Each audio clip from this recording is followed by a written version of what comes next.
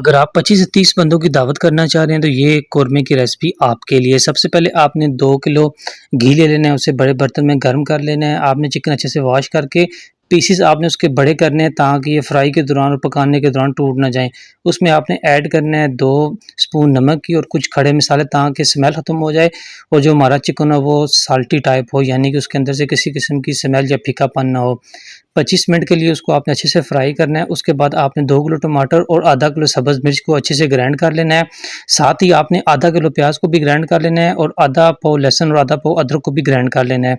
उसके बाद जब फ्राई हो जाए तो आपने फालतू ऑयल उसमें से रिमूव कर लेना है, ये दूसरे खाने और पराठों वगैरह के लिए इस्तेमाल हो जाएगा। उसके बाद आपने इसमें ऐड करना है अदरक और लहसुन का पेस्ट। अच्छे से उसको फ्राई करने के बाद आपने उसमें ऐड करना है जी प्याज जो हमने ब्राउन किया था। अच्छे से इसको प्याज को आपने इसके साथ मैरिनेशन करनी है ताकि भूनना है ताकि किसी किस्म का कच्चापन ना रह जाए। तकरीबन ये देखिए आप, ये बिल्कुल भुनाई हो चुकी है प्याज की और अदरक लहसुन की। इसके साथ फिर हमने जो प्याज और टमाटर वगैरह किए थे वो इसमें ऐड कर दें। टमाटर के 15 मिनट बाद आपने ऐड करना है 1 कौरमा मसाला का डब्बा।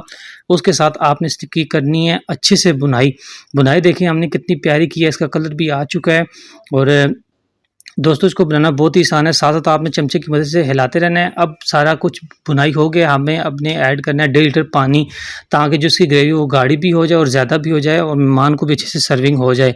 चमचा आपने उल्टा हिलाना है, सीधा नहीं हिलाना क्योंकि चिकन टूट जाता है। जैसे मैं हिला रहा हूँ ये देख सकते हैं आप, ग्रेवी इसकी कितनी अभी भी गाढ़ी है।